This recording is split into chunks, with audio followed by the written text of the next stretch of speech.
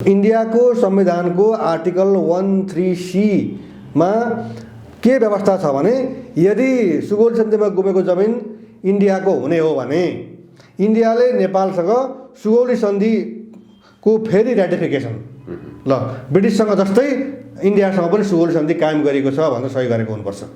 अब अहिले कुन माइकालालले सही गर्छ नेपालमा अब यो जमिन चाहिँ इन्डियाकै हुन्छ भनेर। अब यस्तो समस्यामा परिरहेका मान्छेहरू जसले चाहिँ देशको भूभाग बचाइरहेका छन् कुटाइ खाएर पनि उनीहरूको नागरिकता छैन। तर 62-63 सालमा तपाईँले थाहा पाउनुभएको छ किलोको भाउमा चाहिँ नागरिकता बेचियो। घरमा पकाउने दाल पनि कुन चाहिँ पकाउँ, रहरको पकाउँ कि मुङको पकाउँ कि कालो दाल पकाउँ कि भनेर चाहिँ इन्डियन एम्बेसीलाई सोध्नुपर्ने अवस्था पो आउन लागेको हो कि भन्ने किसिमको त्यो किसिमको चाहिँ तल्लो तहको विदेशी हस्तक्षेप हामीले बोकिरहेका छौँ।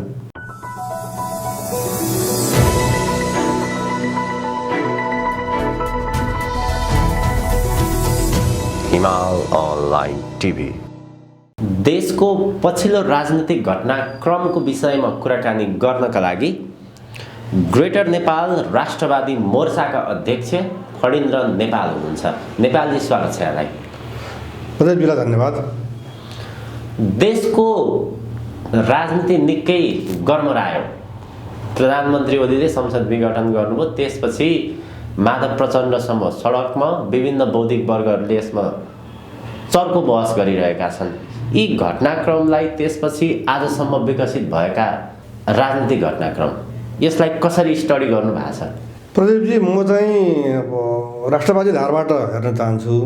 नेकपामा जुन फ्याक्सन देखियो नि, प्रचण्ड माधव समूह अनि केपी ओली समूह, फेरि बिचमा वामदेव चाहिँ न्युट्रल तर्के पनि दुवै पक्षलाई मिलाउन सकिन्छ कि भन्ने यसमा आइरहनु भएको छ। यी केपी शर्मा ओली र माधव नेपाल प्रचण्ड दुवै समूह चाहिँ नेपाली जनतालाई चाहिँ उल्लु बनाउनलाई, हामीलाई चाहिँ घिउ दिने भनेर गोबर भएको घिउ के अरे भाडो जिम्मा दिने, हामीलाई तरबार दिने भनेर चाहिँ नक्कली तरबार दिने, त्यो प्रकारका व्यक्तिहरू परे कि। मैले भन्न खोजेको जनताको आवश्यकता, जनताको समस्यालाई सम्बोधन नगर्ने। तपाईँले देख्नुभयो उनीहरू झगडा गरिरहेका थिए। उखु किसानहरू चाहिँ छापाथलीमा आएर चाहिँ यो चिसोमा तराईबाट आएकाहरूको त्यहाँको चिसो छुट्टै छ, काठमाडौँको चिसो छुट्टै छ होइन। एकजनाको त त्यहाँ देहान्त नै भयो होइन। अब यतापट्टि उनीहरूको ध्यान छैन। हेर्नुहोस्, सुस्तावासीहरू पटक पटक काठमाडौँ आए हामीलाई नागरिकता दिनु पऱ्यो भनेर। उनीहरू त्यहाँ इन्डियनहरूको लाज गुस्सा खाएर त नेपाली होस् भने चाहिँ नागरिकता देखा भन्छन्। उता इन्डिया साइडतिर गयो भने किनमेल गर्नु पऱ्यो भने चाहिँ त्यो नारायणी नदीको नाउ चढ्नुपर्छ, त्यो महँगो छ। एक्लै मात्रै चढेर चाहिँ जानु पऱ्यो भने धेरै महँगो पर्छ होइन। अनि अब यस्तो समस्यामा परिरहेका मान्छेहरू जसले चाहिँ देशको भूभाग बचाइरहेका छन् कुटाइ खाएर पनि उनीहरूको नागरिकता छैन। तर 62-63 सालमा तपाईँले थाहा पाउनुभएको छ किलोको भाउमा चाहिँ नागरिकता बेचियो भन्ने। अनि घर घरमा गएर चाहिँ त्यो घरजौलो कार्यक्रम गरेको हो नि त नागरिकताको होइन। तर त्यति बेला पनि सुस्तालाई चाहिँ वञ्चित गरियो। नेपालको वास्तविक चित्र हेर्ने हो भने नेकपाको सरकारलाई 2/3 मध्य र 5 वर्षको लागि देश जिम्मा लगाएको। तर अब परिस्थिति के भने यो सरकार रहिरहँदा पनि नेपाली जनताले चाहे अनुरूप विकासदेखि लिएर हरेक कुरा प्राप्त गर्न सकेनन्। निराशा नै निराशा थियो। अब रहिरहँदा पनि त्यहाँ समस्या हुने भयो। यस बीचमा प्रधानमन्त्री केपी शर्मा ओलीले संसद विघटन गर्नुभयो भनेको अब परिस्थिति कस्तो आयो भने प्रधानमन्त्री केपी शर्मा ओली त्यो बाटोतिर लाग्नुभयो र माधव प्रचण्ड समूह फेरि यताको बाटो समाउनु भयो। यो भइरहेको परिस्थितिलाई नै हामीले अगाडि बढाउनु पर्छ भनेर दुईटा। अब एउटा त बाटो रोज्नु पर्ने भयो भनेको कताको बाटो ठिक होला त? माधव प्रचण्ड समूहको बाटो ठिक हो कि प्रधानमन्त्री केपी शर्मा ओलीको बाटो ठिक हो? यदि यो विषय चाहिँ सर्वोच्च अदालतमा मुद्दाको रूपमा प्रवेश नगरेको भए यो बाटो ठिक हो भन्न सकिन्थ्यो होइन। तर सर्वोच्च अदालतलाई सम्मान गर्दै अब यो संसद पुनर्स्थापना हुन्छ कि हुँदैन भन्ने कुरा त अब सर्वोच्चकै हातमा देखिन्छ। गिरिजाप्रसाद कोइराला, मनमोहन अधिकारी, शेरबहादुर देउवा, बाबुराम भट्टराई लगायतका व्यक्तिहरूले प्रधानमन्त्रीका पदबाट संसद विघटन गरेको त नजिर छ नि त हामीसँग होइन। अब त्यसले चाहिँ सर्वोच्च अदालतले एकपल्ट अब मनमोहनकोलाई अब पुनर्स्थापित पनि गरिदियो, गिरिजाकोलाई चाहिँ अब बहुमत प्राप्त प्रधानमन्त्री भएको हुनाले ठिक छ पनि भनिदियो। अब यो कुराको निर्क्युल चाहिँ फेरि अहिले चाहिँ हामीले चाहिँ दुर्भाग्यवश के भन्नुपर्छ भने हामीले घरमा पकाउने दाल पनि कुन चाहिँ पकाउँ, रहरको पकाउँ कि मुङको पकाउँ कि कालो दाल पकाउँ कि भनेर चाहिँ इन्डियन एम्बेसीलाई सोध्नुपर्ने अवस्था पो आउन लागेको हो कि भन्ने किसिमको त्यो किसिमको चाहिँ तल्लो तहको विदेशी हस्तक्षेप हामीले बोकिरहेका छौँ। त्यस कारणले यहाँ सर्वोच्चले हामीहरूको मागअनुसार, जनताको मागअनुसार गर्छ कि अनि यो संसद विघटनमै कसको इसारामा भएको थियो, कसको दबावमा भएको थियो भन्नेतिर नगइकन संसद पुनर्स्थापन कसरी हुन्छ भन्ने कुराको पनि प्रश्न पनि के अरे प्रश्न र उत्तर दुइटै जोडिएका छन् कि जटिल छ। अब यसमा देशी विदेशी शक्तिको विभिन्न खालका व्याख्या विश्लेषणहरू तर्कहरू आइसकेका छन्। एउटा राष्ट्रवादी मोर्चाको अध्यक्षको हिसाबले यसलाई कसरी हेर्न सकिएला? यसको तटस्थ भएर हेर्दाखेरि चाहिँ ठिकै हो प्रधानमन्त्री ओलीले चालेको कदम। यो देश जुन अनिर्णयको बन्दीमा बसेको थियो, हिजोको भाषण सुन्ने हो भने पार्टीभित्र उहाँलाई यति अप्ठ्यारो पारेको रहेछ, गुट उपगुटले कुनै पनि काम गर्न नदिने, हरेक सरकारको हरेक काममा पार्टीले बाधा पुर्याउने। तर त्यो कुरा त उहाँले संसद विघटन गरेपछि भन्नुभयो नि त। संसद विघटन गर्नुभन्दा पूर्व यदि यस्तै गरी मलाई काम गर्न दिँदैन भने म बाध्य भएर संसद विघटन गर्नेछु भन्नु पर्थ्यो। अथवा चाहिँ उहाँले उहाँ त किन पार्टीमा किन भाग्नु हो एउटा प्रश्न नि। साधारण लेमानको तहबाट पनि सोद्धाखेरि चाहिँ बाहिर हल्ला के आउँछ भने उहाँ पार्टीमा बैठकमा जानुहुन्न, उपस्थितै भइदिनुहुन्न अनि निर्णय नै हुँदैन। यसलाई पार्टी सिस्टम मान्ने हो भने पार्टीले भनेको कुरा प्रधानमन्त्रीले मान्नु पर्यो। हेर्नुहोस्, होइन हामी त कम्युनिस्ट पार्टी भन्ने हो भने कम्युनिस्ट पार्टीमा गुट उपगुट हुन्छ। गुटको कुरा गर्ने बित्तिकै त्यसलाई स्याक गरिन्छ। के चाइनामा गुट उपगुट छन्, क्युबामा छन्, उत्तर कोरियामा छ। यदि उनीहरूले आफूलाई हामी कम्युनिस्ट पार्टी भन्ने हो भने, तर बाहिर त हल्ला के छ, यो त कम्युनिस्ट नै होइनन् भन्ने छ। अब दुर्घटना भइसक्यो, अब कतातिर जाला भन्ने विषय मात्र छ। होइन, यो एउटा कुरा चाहिँ हामीले के भने अब कतातिर जाला भन्ने कुरा चाहिँ यो सर्वोच्च अदालतको निर्णय पर्खिनै पर्छ। प्रधानमन्त्री केपी शर्मा ओली तर उहाँले चाहिँ प्रष्ट रूपमा के भन्नुहुन्छ भने सर्वोच्च पूर्व प्रधानमन्त्री र प्रतिपक्षी दलको नेता शेरबहादुर देउवाले चाहिँ अब संसदको विषय भएको हुनाले म बोल्दिनँ, यो विषय हामी चाहिँ विरोधमा सडकमा पनि जाँदैनौँ, हामी पर्खिन्छौँ भनेको पनि देखिन्छ। फेरि त्यही पार्टीको चाहिँ अर्को चाहिँ उहाँको विपक्षी भनौँ न, पार्टीभित्रै विपक्षी रामचन्द्र पौडेलले चाहिँ हामी विरोधमा चाहिँ सडकमा जान्छौँ माधव प्रचण्डहरू सँगसँगै भन्ने कुरा पनि आइरहेछ। अनि अब प्रधानमन्त्रीको चाहिँ के देखिन्छ भने संसद पुनर्स्थापना हुन्छ भन्ने सपना नदेख्नु, अब चुनावको तयारी गरे हुन्छ भन्छ।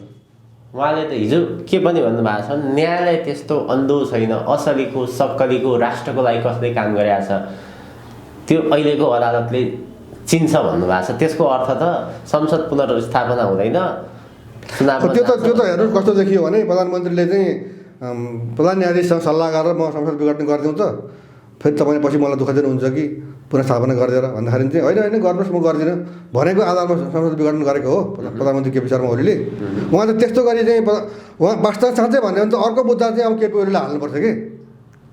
उहाँ त न्यायालयलाई प्रभावित गर्ने गरी बोलिरहनु भएको छ। प्रधानमन्त्रीको तहबाट संसद पुनर्स्थापना हुँदैन भन्न पाइन्छ। प्रचण्ड माधव कुमार नेपालको लाइन के हो त? त्यसो त उनीहरूको लाइन पनि त प्रष्ट छैन। होइन, उनीहरूको लाइन त संसद पुनर्स्थापना भइदिनु पर्यो भन्ने हो नि त। होइन,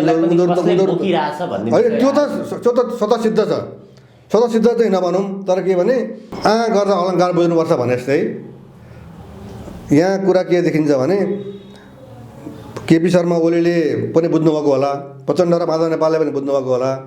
उहाँहरू दुवै थरीलाई बिचमा इन्डियाको स्पाईहरू बसेर अथवा इन्डियाको चाहिँ रणनीतिक मान्छेहरू बसेर केपी ओलीलाई अर्को ढङ्गले उकास्ने अनि प्रचण्ड माधवलाई अर्को थरीले गरेर उकास्ने, तर उनीहरूलाई मिल्न नदिने। यो कुरा चाहिँ अब जब पट्टी बाँधिन्छ नि स्वार्थको, त्यति बेला चाहिँ केही पनि बुझिँदैन कि आफू मात्रै ठिक अर्को गलत हो भन्ने बुझिन्छ।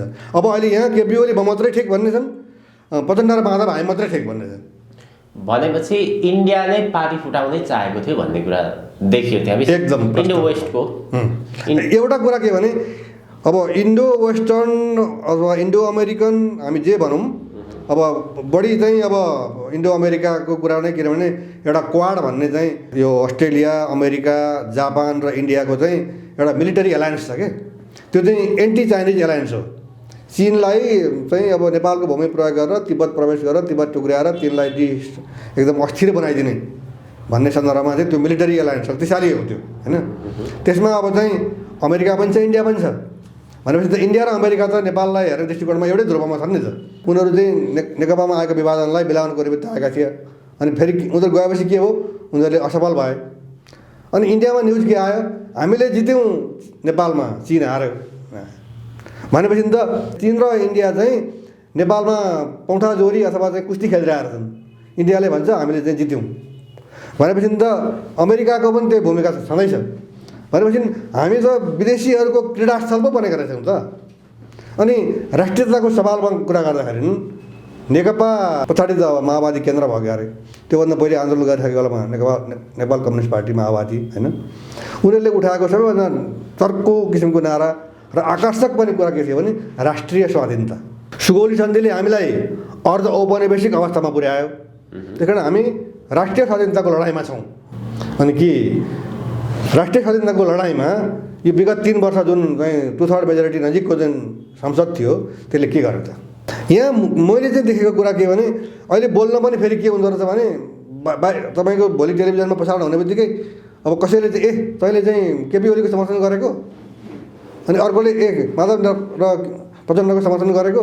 अब यहाँ त यो अरूको चाहिँ प्रश्नको उत्तर दिनबाट बच्नको निमित्त पनि मौन बस्नुपर्ने हो कि अवस्था आयो क्या। यहाँले सुरु भने जस्तो प्रचण्ड समूह होस् अथवा केपी ओली समूह होस्, यिनीहरू दुवै एउटा घिउ बेचुवा अर्को तरबार बेचुवा भन्नु। नेपाली जनताको ठाउँबाट हेर्ने हो भने, उनीहरूको प्रतिक्रिया हेर्ने हो भने पनि आखिर सबै भ्रष्ट नै हुन्। राष्ट्रको निमित्त कसैले पनि काम गरेनन्। जति यिनीहरू मिलेर गए, जति एक ठाउँमा भएर गए, त्यति राष्ट्रलाई अप्ठ्यारो पार्दै गर्छ, राष्ट्रको ढुकुटी रितिँदै जान्छ। त्यस्तो अवस्थामा त प्रधानमन्त्री केपी ओलीले ठिक गरे नि। आखिर अझ माधव प्रचण्ड समूहलाई जेल हाल्न सके त प्रधानमन्त्री ओलीले इतिहासमा नाम लेखाउँदैछन्। यदि त्यो बाटो त्यो कदम चाल्नुहुन्छ भने हामी साथ छौँ ओलीको भनेर सोसल मिडियामा त्यो खालको प्रतिक्रिया सुनिन्छ। होइन, त्यो प्रतिक्रिया मैले पनि सुने। तर यसको चाहिँ अर्थ के हुन्छ भने यदि माधव नेपाललाई जेल हाल्नु पर्थ्यो, प्रचण्डलाई जेल हाल्नु पर्थ्यो भने 3 वर्ष यता त प्रधानमन्त्री त केपी शर्मा ओली हुनुहुन्छ। अनि उहाँले चाहिँ हिजो चाहिँ हाल्नु भएन, आज चाहिँ शत्रुता बढेर गएको हुनाले यिनलाई ठिक पार्नको निमित्त हाल्छु भन्नुभयो भने हो, के अरे तथ्यहरू होलान्। तर त्यो के देखिन्छ भने प्रतिशोधात्मक देखिन्छ के। यद्यपि राष्ट्रिय मुद्दामा प्रतिशोध भन्ने कुरा रहँदैन, तर के भने हिजो गर्नु भएन। समय नै त नहोला नि त, हिजो आज भन्ने त्यो एउटा समय आइसकेपछि हुने कुरा होला नि त। होइन, त्यस्तो भन्दा पनि अहिले चाहिँ के भने अझै अगाडि बढ्यो भने म त्यो हतियार प्रयोग गर्छु भनेर केपी ओलीले भन्दै हुनुहुन्छ भन्ने कुरा सुनिन्छ। तर त्यो चाहिँ मैले भन्न खोजेको त्यो प्रतिशोधात्मक हो। यदि प्रधानमन्त्री निडर, निष्पक्ष, स्वच्छ छविको, दायाँ बायाँ नगर्ने हुनुहुन्थ्यो भने क्यान्टनमेन्टको चाहिँ भ्रष्टाचार, ललिता निवास प्रकरण, बालुवाटारको जग्गा काण्डका कुराहरू, अरू पनि थुप्रै कुराहरू छन्। यो कोभिडको विषयमा भएका चाहिँ दबाई पानीसँग सम्बन्धित लासमाथि राजनीति, कात्रोमाथि चाहिँ भ्रष्टाचार, थुप्रै कुराहरू थिए नि। तत्काल उहाँले गर्न सक्नुहुन्थ्यो। उहाँको त बाटो चाहिँ एक किसिमले भन्नुहुन्छ भने राजमार्गको पनि लेन थपिन्थ्यो उहाँको, पहिले नै गर्नुभएको भए। तर आज के देखिन्छ, अब चाहिँ यिनीहरूलाई सिद्धाइदिने भयो केपी शर्मा ओलीले भन्ने किसिमको प्रतिक्रिया पनि त सडकमा आउँछ नि त। तर म चाहिँ तपाईँलाई के भन्छु भने नि, तपाईँहरू जस्तो मान्छे चाहिँ कहाँ उभिनु भएको छ अहिले? होइन, म त निराश छु। हेर्नुहोस्, तपाईँलाई मैले भनेको म केमा थिएँ, केपी शर्मा ओलीले चाहिँ म त नक्सा बनाउँदिनँ, पहिले त म कालापानीबाट इन्डियन अर्धसैनिक बल हटाइदिन्छु भन्नुभयो, बडो उत्साहित भयो। ठिक छ त, अर्धसैनिक बल हटाउनु भनेको त त्यसै हाम्रो जमिन हामीमा आउनु हो। अब अहिले के भयो, लाल पूर्जा छ, लाल पूर्जा हातमा बोकेर जमिन टेक्न पाइँदैन। तपाईँले सुन्नुभएको छ नि त, धारचुलाको डिप्युटी डिस्ट्रिक्ट मेजिस्ट्रेटले दार्चुला जिल्लाको सिडिओलाई पत्र पठाएको होइन, यो क्षेत्रमा चाहिँ तिमीहरूको मान्छे आउँदैछन्, घुसपेट गर्दा रहेछन्, हामीलाई सूचना गर्नु, तिमीले पनि रोक्नु। अनि त्यो त हाम्रो चाहिँ सिडिओ मार्फत केपी शर्मा ओलीलाई झापड हानेको हो नि त। उहाँ त भन्दै हुनुहुन्छ सेना हटाउँछु। त्यो गर्नको लागि त पहिला सरकार बलियो हुनु पर्यो नि त। अनि सरकार चाहिँ कसरी 2/3 मेजोरिटी नजिकको सरकार पनि बलियो हुँदैन भने अब कस्तो सरकार ल्याउने? 2/3 मेजोरिटीको सरकारले प्रधानमन्त्री ओलीले साथ दिने होइन, पार्टीभित्रै षड्यन्त्र गर्ने, प्रधानमन्त्री ओलीलाई हटाउने काम गर्यो। कुनै पनि प्रशासनले साथ दिएन। अब होइन, प्रधानमन्त्रीको पनि फेरि सँगसँगै उहाँको आरोप छ। उहाँ के भन्नुहुन्छ भने पार्टीले मलाई काम गर्न दिएन भन्ने कुरा सँगसँगै संसदीय व्यवस्थामा पार्टी महत्त्वपूर्ण हुन्छ हेर्नुहोस्। किनभने भोलि चुनाव लड्दाखेरि चाहिँ केपी शर्मा ओली लड्ने होइन कि नेपाल कम्युनिस्ट पार्टी भने लड्ने हो हेर्नुहोस् होइन। त्यति बेला त पार्टीले त यो मान्छेले त पार्टीले भनेकै मान्दैन, अनि प्रधानमन्त्रीले चाहिँ मलाई पार्टीले काम गर्न दिएन भन्ने, अनि पार्टीले चाहिँ यो केपी ओली शर्मा ओलीले हामीले भनेकै मानेन भन्ने, अनि यो झगडामा चाहिँ हामी जनता चाहिँ पिल्सिरहने। उहाँले पहिले चाहिँ 3 वर्ष अगाडि चुनाव लड्दाखेरि एक मना कसैले एक मानै भन्छन् कि नबुझेर, एक मना भनेको एउटै मन भएको भनेको प्रचण्डको, माधव नेपालको, केपी शर्मा ओलीको, वामदेवको एउटै मन हुनु पर्यो। तर यहाँ त एउटा यस्तो रथ छ 7वटा घोडाको 7तिर दौडिरहेछ। अनि भन्ने बेलामा जनतालाई हामीलाई चाहिँ धेरै पार्टीहरू भए, अनि हङ पार्लियामेन्ट भयो, भने जस्तो काम गर्न पाइएन, अविश्वास प्रस्ताव आइरहन्छ, आफूले भनेको अर्को पार्टीले मान्दैन, त्यस कारणले एउटै पार्टीलाई चाहिँ मत दिनु पऱ्यो भनेपछि त जनताले त दिए नि त कि भन्नु पऱ्यो भ्रष्टाचार के अरे धाँधली गरेर जितेको हामीले भन्नु पऱ्यो नेकपाले, होइन भने त जनताले त अब हामीलाई शान्ति हुन्छ, हामीलाई स्थिरता हुन्छ, विकास हुन्छ, हाम्रा समस्याको समाधान हुन्छ, हामीले चाहिँ खेतमा चाहिँ नहर पाउँछौँ, अनि धान रोप्ने बेलामा मल पाउँछौँ। वास्तवमा नेपालमा के कारणले काम नभएको रहेछ? संविधान नभएर, 2/3 सरकार नभएर, के नभएर? यी जम्मै कुरो त जनताले प्रश्न देखिसक्यो। म चाहिँ मेरो चाहिँ दृष्टिकोण फरक छ यसमा। इन्डियाको हातमा नेपालको स्थिरता छ, स्थिर राखिदिनु पऱ्यो राखिदिन्छ, अस्थिर बनाउनु पऱ्यो बनाइदिन्छ, र नियन्त्रित स्थिरता वा अस्थिरता इन्डियाले हामीलाई पोलिटिकल्ली जहिले पनि इन्स्टेबल गर्ने, अस्थिर बनाउने, डिस्टेबलाइज गर्ने, अनि आर्थिक रूपमा चाहिँ कमजोर पार्ने, गरिब बनाइराख्ने। त्यसो भयो भने राजनीतिक रूपमा अस्थिर भयो भने विकास हुँदैन। विकास नहुनु भनेको गरिबी बढ्नु हो। जब गरिबी बढ्छ उसले चाहिँ काश्मीरमा लड्नुको निमित्त हाम्रा चाहिँ जवान योद्धाहरू पाउँछ। उसले हाम्रा योद्धा नजाने हो भने उसको काश्मीर, मैले त भनिसकेँ 24 घन्टै रहँदैन उसको हातमा, त्यहाँ गोर्खाली छैनन् भने 25औँ घन्टाको चाहिँ मिनट सुरु हुन्छ नि, त्यति बेला त्यहाँ पाकिस्तान पुगिसकेका हुन्छ। तर अहिले इन्डियनहरू त विशेष गरी चिन्तित छन्, नेपालको राजनीतिमा चिनको हावी भयो र अहिले पनि चिनको टोली फर्के पनि एउटा टिम सक्रिय नै छ यो विवाद मिलाउनको लागि भन्ने छ। हेर्नुहोस्, नेकपाका अर्का अध्यक्ष भनौँ न, अहिले त अब पुरै अध्यक्ष हुनुभयो उहाँ आफ्नो फ्र्याक्सनको, उहाँले के भन्नुभयो एकपल्ट, इन्डियाले म्याक्रो भनेको स्थूल कि बाहिर हेर्दाखेरि छापा हुने खालको त मात्रै होइन, भित्री तहमा माइक्रो म्यानेजमेन्ट पनि गर्यो। यो चाहिँ गर्न हुँदैन थियो। हाम्रो प्रशासनमा, हाम्रो राजनीतिमा, हाम्रो प्रहरीमा, हाम्रो सेनामा इन्डियाको पकड। अनि भन्ने बेलामा चाहिँ इन्डियाले पनि, चिनले पनि, अमेरिकाले पनि यो नेपालको आन्तरिक मामिला हो भने धेरै पछि पुस 5 गते प्रतिनिधि सभा विघटन भयो। हिजो अस्ति भर्खर चाहिँ अब उहाँहरूले चाहिँ भनौँ न करिब 10 दिनपछि आन्तरिक मामिला हो भन्नुभयो। तर इन्डिया के भन्छ, नेपालमा हामी जित्यौँ, चिन हार्यो भन्छ। अनि ऊ किन चिन्तित? उसको त के भने देखाउने दाँत मात्रै हो, उसले गरेकै उसैले। नेपाली जनतालाई अलिकति स्पष्ट हुने हिसाबले यहाँहरूले विचार राख्दाखेरि उपयुक्त होला, किनभने हिजो यथास्थितिमा सरकार चलिरहँदा पनि तपाईँहरू विरोधमै उभिदिनुभएको छ। सरकारले गरेका हरेक निर्णय अथवा सरकारको बाटो त्यहाँभित्र भएका निर्णयहरूमा तपाईँहरू सधैँ विरोधमै उत्रिनुहुन्छ। अब अहिले जुन परिस्थिति सृजित भएको छ त्यसको पनि तपाईँहरू विरोध नै गर्नुहुन्छ। होइन, मलाई चाहिँ पृथक राख्नु होला।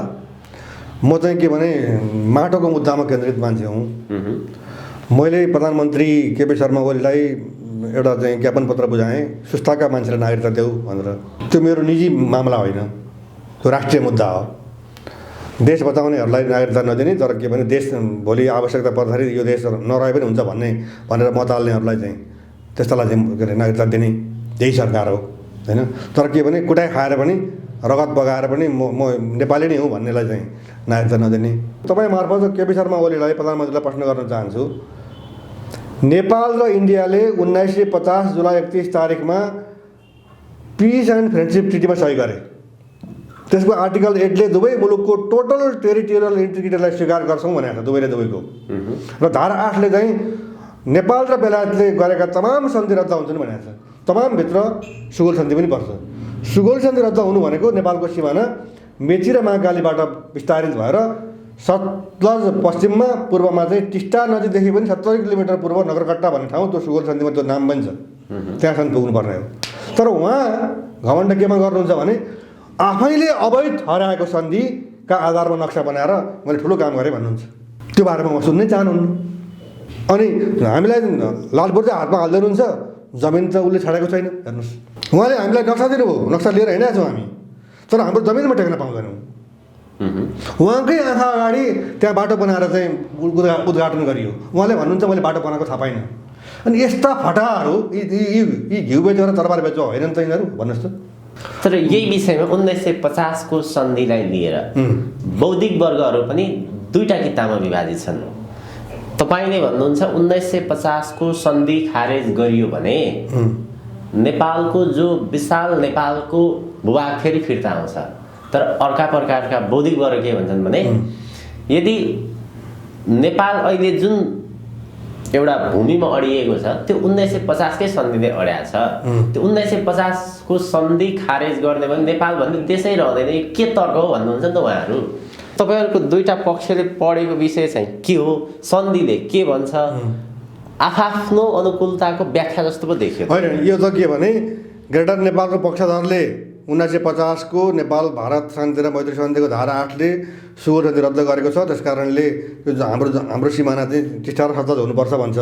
एक थरीले त्यो व्याख्या मान्दैनन्, उनीहरू प्रो इन्डियन हुन्, त्यस कारणले यो जमिन लिने कुरा किन, शान्ति र मैत्रीको कुरा हो, त्यस कारण शान्ति र मैत्री नभइकन देश रहन्छ भनेर उनीहरू भन्छन्। त्यो त अब चाहिँ आफ्नो आफ्नो डम्फु बजाउने कुरा आयो। उनीहरू प्रो इन्डियन भए जमिन चाहिएन, इन्डियामै रहोस्, लिम्पियाधुरा लिपुलेक इन्डियालाई दिए भइहाल्यो नि, त्यहाँ के गर्छौँ र हामीले भन्ने पनि त छन् नि त। हजुर हजुर, होइन। उही एकपटक चाहिँ नेहरूले चाहिँ चिनसँगको युद्धमा चाहिँ अब हारेपछि त्यहाँ त हिउँै हिउँ छ, केही पनि फरक पर्दैन, के भयो र भनेर भन्दाखेरि चाहिँ तुरुन्तै एकजना इन्डियन संसदमा उठेर चाहिँ तपाईँको टाउकोमा पनि त केही पनि त एक टुक्रा पनि रौँ छैन, तपाईँको टाउको किन चाहियो भनेर चाहिँ भनेको थियो अरे कि। भने जस्तै देश त हेर्नुहोस्, जब आफ्नो छिमेकको बिचमा चाहिँ सिमाना हुन्छ, सिमानामा विवाद हुन्छ, त्यहाँ चाहिँ हामी कुटाकुट गर्न तयार हुन्छौँ। तर सिङ्गो देशको सार्वभौमसत्ताको बारेमा कुरा जब उठ्छ अनि हामी चाहिँ प्रो नेपाल र प्रो इन्डियनमा विभाजित हुन्छौँ। अघि तपाईँले भन्दै हुनुहुन्थ्यो चाइनाले चाहिँ अहिलेको द्वन्द्वमा अझै पनि खेल्न खोजिरहेछ, अनि त्यो चाहिँ इन्डियाले भनेको।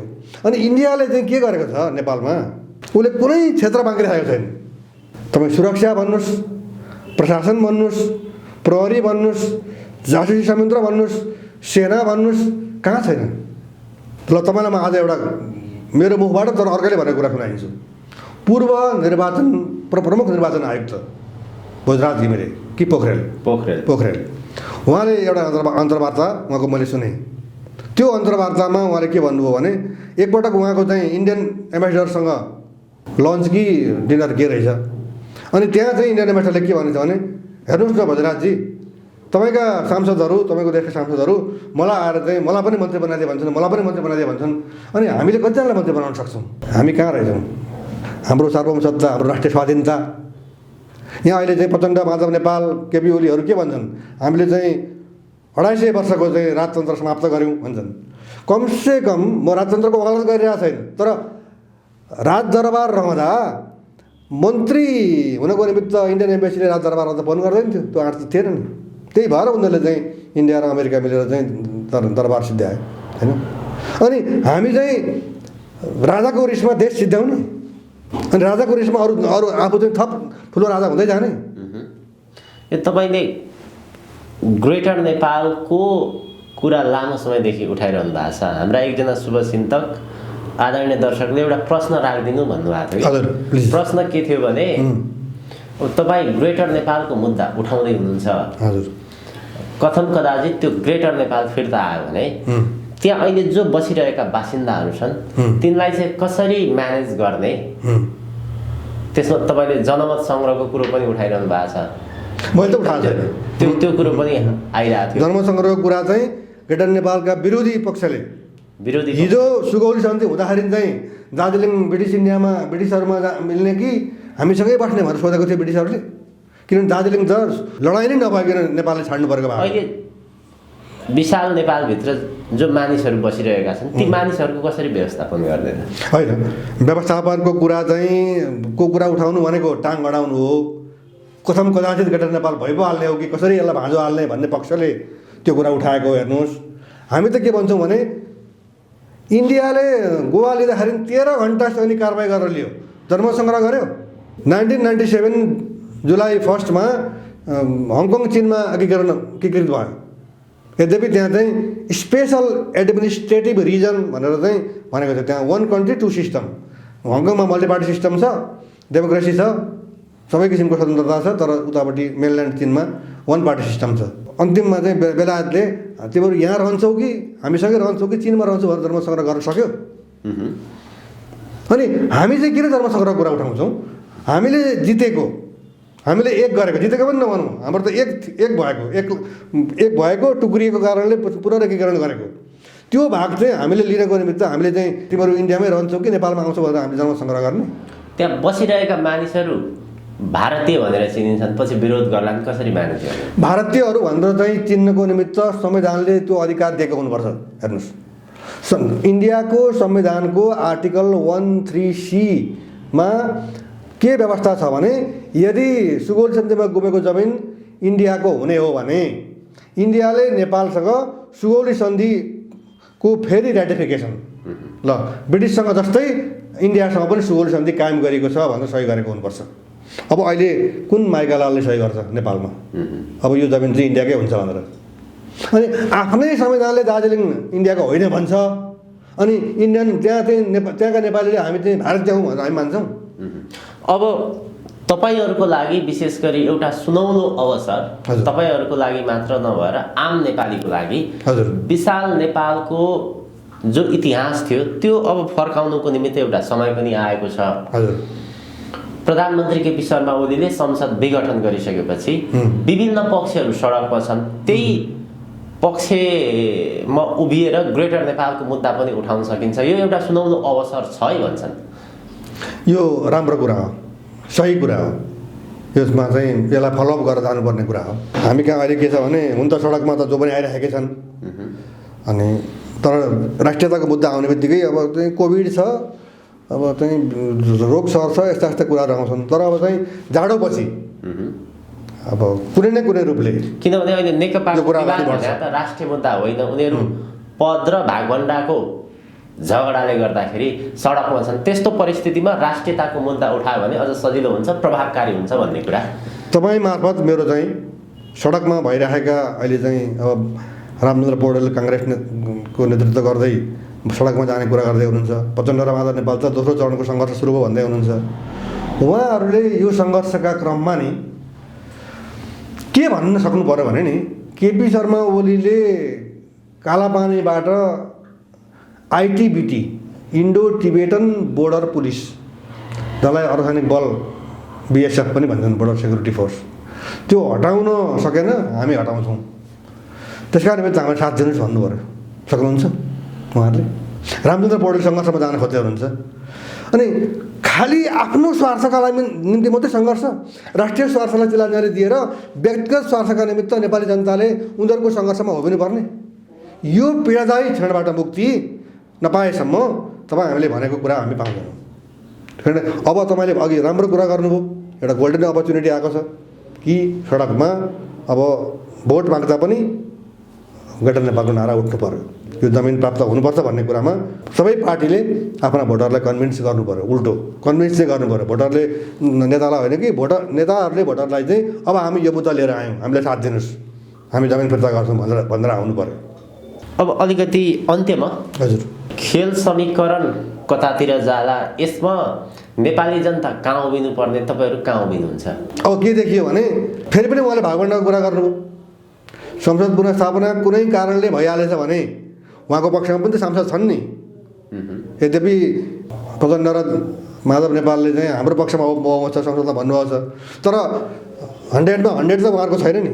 हङ पार्लियामेन्टले के गर्छ? एकछिनमा स्वार्थवाद छ, एउटा प्रोजेक्टमा स्वार्थवाद छ। हेर्नुहोस्, आफूलाई मन परेन भने चाहिँ तुरुन्त मन्त्रीले सचिव फेरिदिन्छ, फिल्डमा भएको प्रोजेक्ट म्यानेजर फेरिन्छ। हेर्नुहोस्, पैसा आउँछ भने।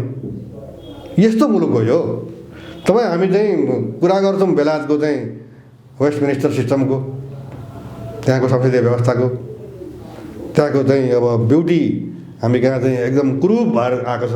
हामी कुरा ठुला गर्छौँ। हामी त आमालाई बेचेर रक्सी खाने छोराहरू हौँ। नरवाणे इन्डियाको स्थल सेनाध्यक्ष आउँदा नि उसले पहिले के भनेको थियो, तिमीहरूले त्यो कालापानी लिम्पियाझुरा चिनले उकासेर बोलेको होइन, उसले चिन शब्द प्रयोग गरेको थिएन, तर फरेन पावरले उकासेर बोलेको होइन तिमीहरूले, त्यो तिमीहरूको हो, हाम्रो सोभरेन टेरिटोरी हो भनेको हो कि। अनि त्यही नरवाणेलाई बोलाएर नेपाली सेनाको मानार्स मार्सी दिएको हो कि। त्यो त 1950 देखिको निरन्तरता के त्यो बाध्यता हो, संविधानमा छ। औपचारिकता निभाएको भन्छन् त्यो त होइन। औपचारिकता किन निभाउने? तपाईँ मेरो घरमा आएर मैले एउटा भल्गर प्रश्न गरेँ तपाईँलाई, तपाईँ नभनौँ क भन्ने व्यक्ति ख भन्ने व्यक्तिको घरमा गएर ख भन्ने व्यक्तिको छोरी चेलीलाई चाहिँ कुदृष्टि लगाउँछ भने त्यो खले के गर्छ? त्यो कलाई सहन्छ? मेरी आमालाई नरवाणेले मेरी भन्यो गलत अभिप्रायमा, अनि त्यसलाई हामीले ठिक भने भाइ भनेर सम्मान गऱ्यौँ। भनेपछि अब केपी शर्मा ओलीसँग कालापानीमा भारतीय सेना हट्नुपर्छ भन्ने नैतिकता छ? कालापानी मेरो हो, इन्डियाको सोभरेन टेरिटोरी हो भन्ने नरवाणेलाई ल्याएर चाहिँ नेपाली सेनाको परम सेनाधिपति दिइसकेपछि अनि नेपाली सेनाले अब त्यो एरिया मेरो हाम्रो भन्न सक्छ? उभिनु हो नि त उहाँ राष्ट्रको पक्षमा नयाँ नक्सा जारी गर्नुभयो, भारतको विरुद्धमै बोल्नुभयो उहाँ। अहिलेसम्म नेपालको इतिहासमा भारतको विरुद्धमा बोल्ने एउटा मात्र प्रधानमन्त्री भनेर भनेको छ। 72 सालमा उहाँले नाकाबन्दी गर्यो, तिमीहरूले भन्नुभयो होइन। अनि उहाँ चीन जानुभयो, पार्वन सन्धि गर्नुभयो। पार्वन सन्धिलाई मैले भनेको छु केपी शर्मा ओलीको सबैभन्दा ठुलो योगदान नेपालको लागि। महेन्द्रले गर्न सकेको, वीरेन्द्रले गर्न सकेको, गिरिजाप्रसाद कोइरालाले गर्न सकेको, प्रचण्डले गर्न नसकेको काम केपी शर्मा ओलीले गर्नुभयो। तर अहिले त्यो बन्दरगाह प्रयोग हुन्छ, त्यो बन्दरगाहबाट हामी चाहिँ तेस्रो विश्वमा व्यापार गर्छौँ भनेर व्यापारीहरूको कुनै समूह चाहिँ अध्ययन भ्रमणमा गएको छ। त्यसका निमित्त केपी शर्मा ओलीले प्रोत्साहित गर्नुभएको छ। अनि उहाँले चुच्चे नक्सा निकाल्ने क्रममा के भन्दै हुनुहुन्छ तपाईँलाई थाहा छ कि छैन? यो चुचो त मैले देखेकै छैन, अहिलेसम्म मैले पढेकै छैन। उहाँको विभागीय मन्त्रीले 200 वर्षको इतिहासमा यो चुच्चो थिएन भन्दै हुनुहुन्थ्यो। त्यो त हाम्रो कारणले, मैले बुद्धिनारायण श्रेष्ठले, रतन भण्डारी जस्ता व्यक्तिहरूले गरेको कारणले त्यो चुच्चे नक्सा बनेको हो। अनि उहाँले चाहिँ सेना हटाउँछु भन्दै हुनुहुन्छ त, नक्सा बन्नुभन्दा पहिले म सेना हटाउँछु भन्दै हुनुहुन्छ। आज कहाँ हुनुहुन्छ उहाँ? पार्टीले हटाउनु दिएको थिएन, अब हटाउनु होला नि त। अनि उहाँले पार्टीलाई सोधेर बोलाएको हो सामन्त कुमार गोयललाई कि अब खुसी बोलाएको? पार्टीको कोही मान्छे थियो त्यहाँ? परराष्ट्रको प्रतिनिधि बसेको थियो प्रधानमन्त्रीसँग। त्यसमा त परराष्ट्र मन्त्रीले दिइसक्नु भएको छ। के दिनुभएको छ? मोदीले विशेष दूतको रूपमा पठाउनु भएको। अनि विशेष दूत होइन, विशेष दूत आउँछ भने नि त्यो परराष्ट्र मन्त्रालयको प्रतिनिधि बसेर चाहिँ के बोलेको छ भने टिप्नुपर्छ। राणाकालमा ब्रिटिसहरू आएर चाहिँ राणा मन्त्रीसँग कुरा गऱ्यो भने त्यहाँ तेस्रो व्यक्ति बसेर टिप्थ्यो। हाम्रो राणाले के भन्यो, ब्रिटिसले के भन्यो, त्यो तपाईँ अहिले चाहिँ राष्ट्रिय अभिलेखालयमा पाउनुहुन्छ, विभिन्न पुस्तकहरूमा पाउनुहुन्छ। उहाँले चाहिँ कालापानी अब म दाबी गर्दिनँ भन्नुभयो कि सुस्तामा हाम्रो चाहिँ 21,000 हेक्टर जमिन अझै पनि इन्डियाको हातमा छ, नक्सामा पारेकै छैन, अब त्यो हामी राख्दैनौँ भन्नुभयो कि अझै चाहिन्छ भने दिन्छौँ भन्नुभयो कि किन नराखेको अर्को मान्छे भन्नुहोस् त? राष्ट्रिय कुरा गरेको कि उहाँले व्यक्तिगत कुरा गरेको? उहाँलाई त विश्वास गरेको नि नेपाली जनताले, यो देशको चाहिँ हस्ती एउटा राष्ट्रवादी छवि हाम्रो शिर उचा राख्नुभयो। मैले नै भने, मैले लेखेँ पार्वन सन्धि भएपछि सुगौली सन्धिमा हाम्रो जुन नुर गिरेको थियो त्यो नुर उठाउनु भयो केपी शर्मा ओलीले भने मैले। तर मैले पछि फिर्ता लिएँ त्यो कुरा। उहाँको व्यक्तिगत कुरा हो देश। प्रचण्ड र माधव नेपालको व्यक्तिगत हो, त्यसमा एक टुक्रा मेरो छैन, एक टुक्रा तपाईँको छैन, एक टुक्रा हाम्रो क्यामेराम्यान भाइको छैन। सबै प्रचण्ड र माधव नेपालको, सबै केपी शर्मा ओली र वामदेव गौतमको हो। जनता छैन। जनतालाई भन्ने बेलामा सार्वभौम सत्ता सम्पन्न भन्ने, अनि जनतालाई सोध्दै नसोधिकन देश बेच्ने। त्यही भएर त प्रधानमन्त्री ओलीले ताजा जनादेशमा जाउँ भन्नुभयो नि त। ताजा जनादेशमा 2-4 मान्छेले सरकारमा भाँजो हाल्न खोज्छ, काम गर्न दिँदैन, हामीसँग बहुमत छ भनेर घमण्ड देखाउँछ भने जाउँ ताजा जनादेशमा, कोसँग बहुमत छ? ताजा जनादेश भन्ने कुरामा चाहिँ हामीले कल्पत्ती गर्नु आवश्यक छैन। ताजा जनादेशमा जान्छु भन्नु स्वागतयोग्य कुरा हो। तर के भने त्यसको अर्थ भोलि केपी शर्मा ओलीका मान्छे मात्रै जित्छन् अनि उहाँले मात्रै भोलि सरकार बनाउनुहुन्छ भन्ने ग्यारेन्टी छैन। हेर्नुहोस्, किनभने केपी शर्मा ओलीले हिजो म स्थिर सुदृढ उहाँले नै भनेको होइन समृद्ध नेपाल सुखी नेपाली। अनि नेपालको समृद्धि कहाँ पुग्यो र नेपाली कति सुखी छन् त्यो कुरा उहाँले बुझ्नुपर्छ कि पर्दैन। अनि पटक पटक ढाँट्ने बाघ आयो भन्ने गोठालालाई एक दिन त बाघले खाएको थियो। अलिकति पूर्वाग्रही राखेर बोले जस्तो भयो नि तपाईँले। हिजो प्रधानमन्त्रीको समृद्ध नेपाल सुखी नेपालीको विषयमा सुन्नु भएन? यो सरकार आइसकेपछि के काम गर्यो, कहाँ के बनिरहेछ भनेर सुन्नु भयो नि तपाईँले? होइन त्यो त तपाईँलाई म एउटा मात्रै उदाहरण दिन्छु। उहाँले पहिलो प्रधानमन्त्री हुँदाखेरि अब तुइन सबै समाप्त हुनेछन्, तुइन एउटा पनि रहने छैन भन्नुभयो। आज तपाईँ पत्रकार हो, गणना गरेर भन्नुहोस्। त्यो त बन्दै होला नि त, नबनिसकेको मात्र इक्जाम्पल किन दिनुहुन्छ तपाईँहरूले? होइन उहाँले त अब तुइन हुने छैन यदि वर्षमा भन्नु पऱ्यो नि त। धरहरा बन्द लागिसकेको छ, रानी पोखरी बन्यो, सुरुङ मार्ग बन्दैछ, पश्चिममा धेरै ठाउँमा रोडहरू पुगिसके, यी विषयहरू त छन् नि। अब नबनेको कुरा त पुरा नभइसकेको होला नि त। म विकास विरोधी होइन, तर एउटा कुरा तपाईँ के बुझ्नुहोस् भने अब तपाईँ पनि बाहिर विदेशमा जानुभएको छ, म पनि चीन, अमेरिका, अब चाहिँ स्विजरल्यान्ड लगायतका केही बाटोमा पर्ने मुलुकहरू म घुमेको छु।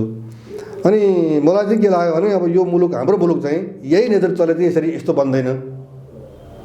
र तपाईँले भन्नुभयो नि विकास हुँदैछ भन्नुभयो नि, मैले विकास नभएको होइन, प्रधानमन्त्रीले होइन, हाम्रो आँखाले पनि देखाएको छौँ।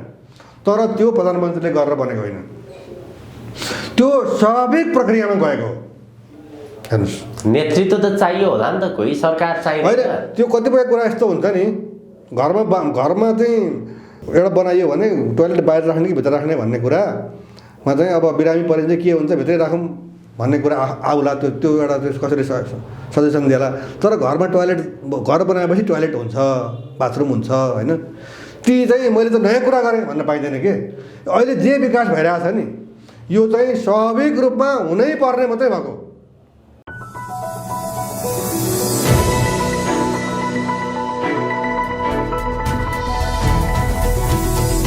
Himal Online TV.